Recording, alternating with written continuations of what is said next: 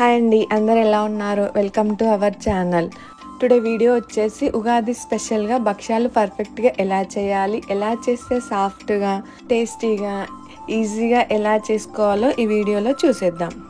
ఈ వీడియోలో చూపించిన విధంగా ట్రై చేయండి. మొదటిసారి చేసే వాళ్ళకు కూడా చాలా పర్ఫెక్ట్గా వస్తుంది. నేను ఇక్కడ 2 గ్లాసెస్ శనగపప్పు తీసుకున్నాను. 1 గ్లాస్ వచ్చేసి 1/2 కిలో అలా ఉంటుంది. ఆ గ్లాస్ వచ్చేసి 1/2 కిలో ఉంటుంది. సో మొత్తం 1/2 కిలో అయింది నాకు ఇక్కడ పప్పు. సో ఇప్పుడు ఈ పప్పుని మంచిగా కడిగేసి మంచిగా 2-3 టైమ్స్ వాష్ చేసుకోవాలి. 2-3 టైమ్స్ మంచిగా వాష్ చేసుకొని మళ్ళీ ఫ్రెష్గా వాటర్ వేసి ఒక 3 అవర్స్ నానబెట్టుకోవాలి. పప్పు ఇలా ముందుగానే నానబెట్టుకోవడం వలన పప్పు చాలా ఈజీగా ఉడికిపోతుంది. కుక్కర్లో పెట్టాల్సిన పనే ఉండదు. ఆఫ్టర్ 3 అవర్స్ తర్వాత వాటర్ అన్నీ తీసేసేయాలి. నెక్స్ట్ ఒక బౌల్ తీసుకొని ఫస్ట్ వాటర్ వేసి కొంచెం హాట్ అయిన తర్వాత అందులో మనము నానబెట్టుకునే శనగపప్పు వేసుకోవాలి. పప్పు ఇలా బాయిల్ అయిన వాటర్లో వేసుకోవడం వల్ల ఇంకొంచెం ఫాస్ట్గా ఉడికిపోతుంది మనకి. సో ఈ విధంగా మొత్తం కలిపేసుకొని పైన వైట్గా ఫామ్ అయిపోతుంది కదా, అదంతా తీసేయాలి. యూజువల్గా అందరూ కుక్కర్లో పెట్టేసి విజిల్స్ పెడతారు. అది చాలా మెత్తగా ఉడికిపోతుంది. నేను పెళ్ళైన కొత్తలో అలానే చేశాను. చాలా స్మూత్గా అసలు ఉడికిపోయింది నాకు తెలియక. సో నేను ఇంక అప్పటి నుంచి ఈ విధంగా చేయడం స్టార్ట్ చేశాను. చాలా పర్ఫెక్ట్గా అసలు మనకి మెత్తగా జారు అలా ఉండదు, పర్ఫెక్ట్గా వస్తుంది మనకి ముద్దగా. పప్పు ముట్టుకుంటే విరిగిపోవాలి, ఈ విధంగా ఉడకాలి. నెక్స్ట్ వీటిని అన్ని పప్పును మొత్తము తీసేసుకోవాలి. ఒక జల్లెట్లో వాటర్ లేకుండా తీసుకొని వాటర్ అన్ని డ్రై అయ్యే వరకు వెయిట్ చేయాలి. ఒక 15 మినిట్స్ అట్లా. ఇలా వాటర్ అన్ని డ్రై అయ్యే వరకు వెయిట్ చేయాలి. ఈ వాటర్ని మనం పడేయకూడదు, దీన్ని మంచిగా కట్టిచారు చేసుకోవాలి, చాలా బాగుంటుంది. నెక్స్ట్ ఇక్కడ ఈ విధంగా చూపించినట్టు ఒక కాటన్ క్లాత్ తీసుకొని దానిపైన మనం ఉడకబెట్టుకున్న పప్పునే ఆరబెట్టుకోవాలి. వాటర్ లేకుండా చూసుకొని ఆరబెట్టుకోవాలి. యూజువల్గా నా చిన్నప్పటి నుంచి చూస్తున్నా మా వాళ్ళు ఇలానే చేస్తారు. సో నేను ఇదే పద్ధతిని ఫాలో అవుతూ చేస్తున్నాను. చాలా బాగా వస్తుంది. ఇలా ఆరబెట్టుకున్న పప్పు వాటర్ లేకుండా మనం చూసుకొని ఇంకంతా ఒక దగ్గరికి వేసుకొని ఒక మిక్సీ తీసుకొని దాంట్లో గ్రైండ్ చేసుకోవాలి. కొంచెం కొంచెం వేసుకొని మరీ స్మూత్గా కాకుండా కొంచెం అక్కడక్కడ పల్క్లాగా అలా ఉన్నా పర్లేదు, అలానే ఉండాలి. సో ఇక్కడ చూపించిన విధంగా ఈ విధంగా పట్టుకొని ఒక బౌల్లో వేసుకోవాలి. ఇక్కడ చూపించిన విధంగా పప్పు అంతా అలానే మిక్సీలో వేసుకొని ఒక బౌల్లో వేసుకోవాలి.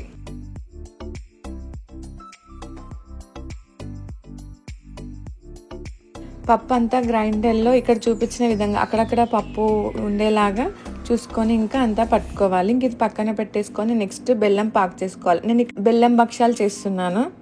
సో 1 కప్పు శనగపప్పుకి 1 కప్పు బెల్లం వేసుకోవాలి యూజువల్గా, బట్ నేను ఇక్కడ కొంచెం ఎక్కువనే తీసుకుంటున్నాను. మొత్తం 2.5 గ్లాస్ బెల్లం తీసుకొని 1/2 గ్లాస్ వాటర్ పోసుకొని బెల్లం కరిగేంత వరకు కలుపుకోవాలి. లో ఫ్లేమ్లో పెట్టుకొని చేసుకోవాలి. హై ఫ్లేమ్లో పెట్టుకుంటే ఏంటంటే బెల్లం త్వరగా ఎక్కువ అయిపోయి మాడిపోతుంది, గిన్నె కతుక్కొని పోతుంది.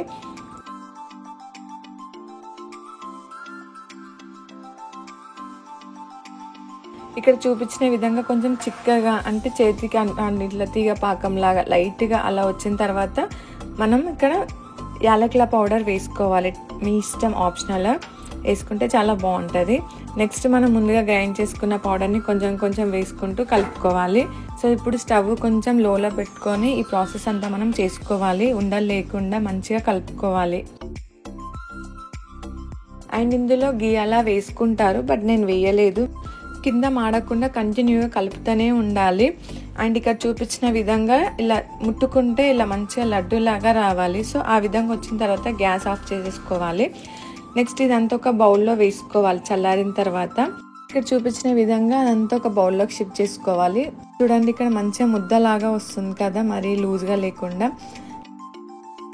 నెక్స్ట్ ఇక్కడ అప్పాలు చేసుకోవడానికి పిండి కలుపుకుందాం. ఇక్కడ నేను 1 కప్పు గోధుమ పిండి తీసుకున్నాను, 1/2 కప్పు మైదా తీసుకున్నాను, కొంచెం లిటిల్ సాల్ట్ అండ్ ఒక 3 స్పూన్స్ గీ తీసుకున్నాను. Optional, ghee or oil, butter ఏదైనా తీసుకోవచ్చు. మంచిగా కలిసేలాగా మంచిగా కలుపుకోవాలి పిండికి మనం వేసిన గీ. నెక్స్ట్ హాఫ్ గ్లాస్, నాకు ఇక్కడ హాఫ్ గ్లాస్ వాటర్ పడినాయి. సో కొంచెం కొంచెం వాటర్ యాడ్ చేసుకుంటూ మంచిగా చపాతీ పిండిలాగా కలుపుకోవాలి.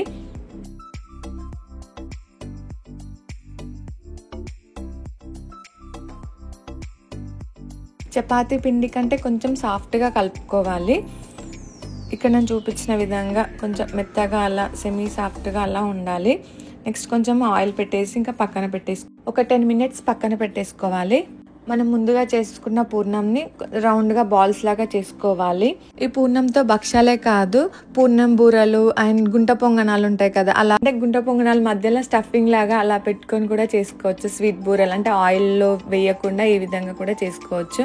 ముందుగా కలిపెట్టుకున్న పిండిని మరొకసారి మంచిగా కలిసేలా కలుపుకొని పూరి చేయడానికి ఎంత సైజ్ తీసుకుంటామో పిండి అంత సైజ్ తీసుకొని ఉండలా చేసుకొని పక్కన పెట్టేసుకోవాలి. నెక్స్ట్ ఒక బటర్ పేపర్ తీసుకొని గీ కానీ ఆయిల్ కానీ పెట్టేసుకొని మనం ముందుగా ప్రిపేర్ చేసుకున్న చపాతీ పిండిని అందులో మంచిగా ప్రెస్ చేసుకోవాలి. నెక్స్ట్ అందులో స్టఫింగ్కి మనం ముందుగా చేసుకున్న పూర్ణంది అందులో పెట్టేసుకొని మంచిగా గీ కానీ ఆయిల్ కానీ అప్లై చేస్తూ మంచిగా స్ప్రెడ్ చేసుకోవాలి. పెట్టిన స్టఫింగ్ బయటికి రాకుండా మంచిగా ప్రెస్ చేసుకుంటూ ఉండాలి. మరి లావుగా కాకుండా పల్చగా కాకుండా ఇక్కడ చూపించిన విధంగా ప్రెస్ చేసుకొని నెక్స్ట్ ఒక ప్యాన్ హీట్ చేసుకొని అందులో వేసుకోవాలి. ఒక 3 seconds కాల్చుకున్న తర్వాత మళ్ళీ టర్న్ చేసుకొని మళ్ళీ ఆ పక్క కాల్చుకోవాలి.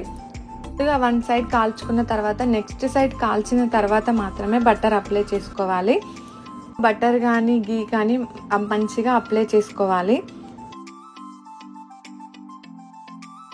మనం బటర్ కానీ గీ కానీ ఎంత అప్లై చేస్తే అంత టేస్టీగా ఉంటుంది. ఇక్కడ చూపించిన విధంగా బటర్ అప్లై చేసుకొని మనం కాల్చుకోవాలి. మరీ ఎక్కువ కాకుండా కొంచెం చపాతీ లాగా అలా కాల్చుకోవాలి. అన్నీ ఆ విధంగా కాల్చుకొని ఒక ప్లేట్లో వేసేసుకోవాలి. ఇక్కడ ఇంకో వేళ కూడా ఎలా చేయాలనేది చూపిస్తున్నాను.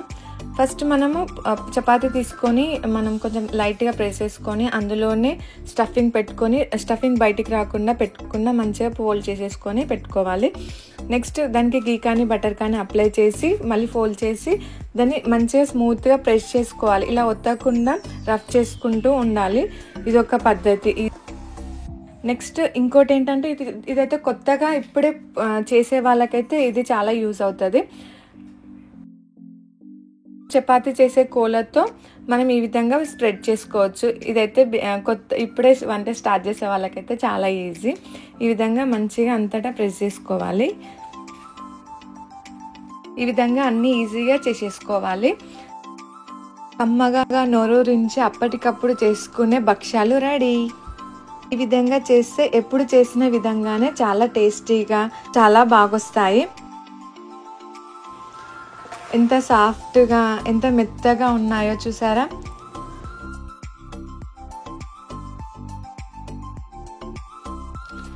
ఒకటి ప్లేట్లో వేసుకొని దానిపైన అలా గీ వేసుకొని గీలో అద్దుకొని తింటే ఎంత బాగుంటుందో. మీరు ట్రై చేసి ఎలా వచ్చిందో నాకు కామెంట్ చేయండి. Thank you for watching. మరిన్ని మంచి మంచి వీడియోల కోసం మా ఛానల్ని సబ్స్క్రైబ్ చేయండి.